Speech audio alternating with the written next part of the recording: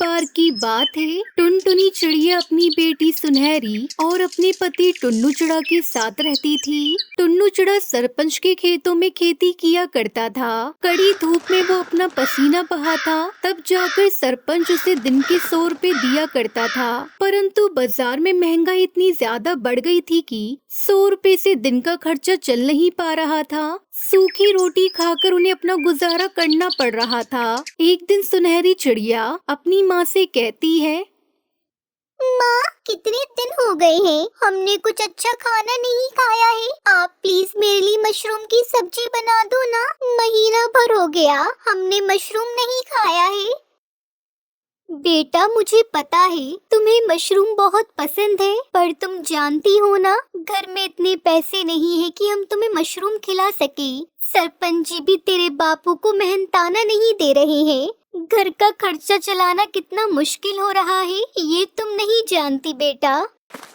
ये सुनकर सुनहरी उदास होकर वहाँ से चली जाती है। ये देखकर टुनटुनी को बहुत बुरा लगता है। फिर टुनटुनी अगले दिन अपनी पड़ोसन हरी तोती से कुछ पैसे उधार लेकर बाजार मशरूम लेने चली जाती है। लेकिन मशरूम के इतने महंगे रेट को सुनकर टुनटुनी बिना मशरूम लिए वहाँ से चली जाती है। टुनटुनी को समझ नहीं आता कि अब वो घर में सुनहरी को क्या जवाब देगी। टुनटुनी रास्ते में जा रही होती है कि तभी एक पेड़ के पीछे से टुनटुनी को कोई 3-4 बार आवाज लगाता है। टुनटुनी को जब महसूस होता है तो वो इधर उधर देखने लगती है। जब वो पीछे देखती है तो उसे वहाँ पर एक पेड़ दिखाई देता है। टुनटुनी उस पेड़ के पास पहुँच जाती है। उसे वहाँ पेड़ के अलावा और कोई दिखाई नहीं देता।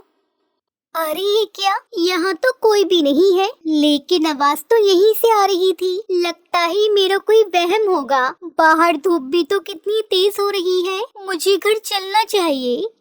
टुनटुनी वहाँ से आगे जाने लगती है। तभी उसे फिर से आवाज आती है। तब टुनटुनी देखती है कि पेड़ के आसपास छोटे छोटे मशरूम लगे हुए हैं। उन मशरूम पर तो टुनटुनी की नजर पहले कभी गई ही नहीं थी। मशरूम को देखकर टुनटुनी को बहुत ही अच्छा लगता है और वो आवाज को अनदेखा करते हुए मशरूम को तोड़ लेती है और थैली में रखकर अपने घर वापस आ जाती है। लगता है भगवान ने मेरी सुन ली और रास्ते में मुझे बिना पैसों के ही मशरूम मिल गए। आज तो इन्हीं मशरूम के बड़े प्यार से सुनहरी के लिए सब्जी बनाऊंगी। टुनटुनी घर आकर मशरूम बनाने की तैयारी करने लग जाती है। टुनटुनी पेड़ से मशरूम तोड़कर लाई थी, इसलिए वो उन्हें अच्छे से धोने लगती है। धोते धोते मशरूम में से आवाज आती है, अरे इस तरह हमें मसल क्यों रही हो? हमें दर्द हो रहा है। इतनी देर से हम तुम्हें वहाँ आवाज लगा रहे थे, तुम तो हमें सुन ही नहीं रही थी और यहाँ हमें धो रही हो। हे भगवान, ये क्या? अरे ये क्या देख रही हूँ मैं? कहीं कोई सपना तो नहीं? अरे ये मशरूम कैसे बोल रहे हैं? अरे तुम कोई सपना नहीं देख रही हो, हम कोई मामूली मशरूम नहीं, बल्कि हम तो जादुई मशरूम हैं। जादुई मशरूम? क्या कहा? जादुई मशरूम ऐसा भला होता भी है क्या? अगर ऐसी बात है तो तुम मुझे नाच कर दिखाओ। टुनटुनी के इतना कहते ही वो मशरूम उछलने लग जाता है। ये देखकर टुनटुनी हैरान हो जाती है और उन मशरूम को जादुई होने पर विश्वास हो जाता है। मशरूम टुनटुनी से बातें करते हैं। उसके बाद टुनटुनी मशरूम को अपनी सारी परेशानी बताती है। फिर वो मशरूम अपनी जादुई शक्तियों से मशरूम की सब्जी वहाँ पर प्रकट कर देता है और वो सब्जी दिखने में बहुत ही स्वादिष्ट लग रही होती है।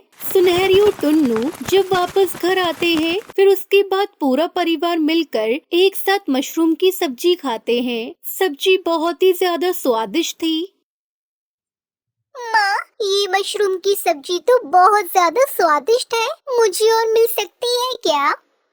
अरे हाँ भाग्यवान, मशरूम की सब्जी तो बहुत अच्छी है। तुमने तेल मसाला सब बहुत अच्छे से डाला है। उस दिन टुनटुनी का पूरा परिवार बहुत ही अच्छे से मशरूम की सब्जी खाते हैं। खाना खाने के बाद पूरा परिवार सो जाता है। अगली सुबह उठकर वो लोग अपने घरों के कामों में लग जाते हैं। धीरे धीरे मशरूम खराब होने लगते हैं। अरे मुझे समझ नहीं आ रहा कि तुम खराब क्यों हो रहे हो। मुझे लग रहा है कि अब तुम धीरे धीरे मुरझा रहे हो। मुझे तुम्हें वापस से धरती में गाड़ देना चाहिए, नहीं तो तुम धीरे धीरे खत्म हो जाओगे।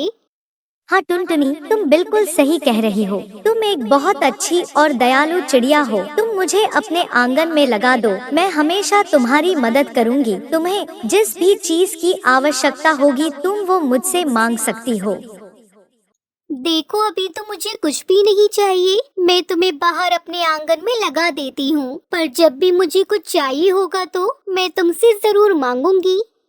इतना कहकर टुनटुनी मशरूम को बाहर आंगन में लगा देती है और उन्हें पानी देती है। मशरूम फिर से हरा भरा हो जाता है और धीरे धीरे बड़ा होने लगता है। एक दिन सरपंच कड़कनाथ सेठ टुन्नू चिड़ा को काम से निकाल देता है और टुनटुनी के पास भी पैसे खत्म हो चुके थे। कुछ दिनों तक तो टुनटुनी दुकान से उधार सामान लाकर किसी तरीके से अपना गुजारा करती है, लेकिन उसके ऊपर इतना उधार चढ़ जाता है कि उसे चुकाने के लिए अपना घर बेचना पड़ता है। वो बेघर हो गए थे।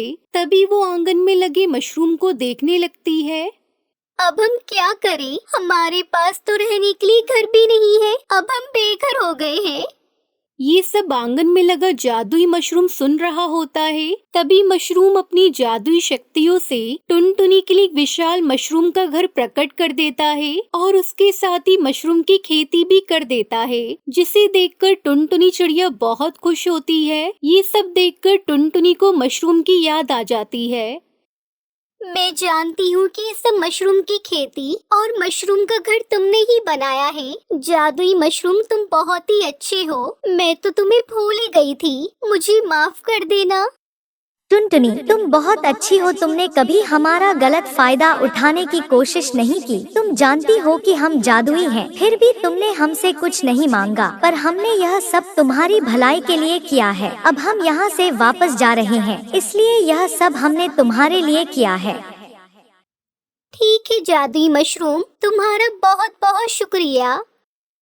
उसके बाद वो जादुई मशरूम वहाँ से गायब हो जाता है और टुनटुनी अपने परिवार के साथ जादुई मशरूम के घर में रहने लगती है और मशरूम के खेत से मशरूम बाजार में बेचकर वो अच्छे पैसे कमाते हैं।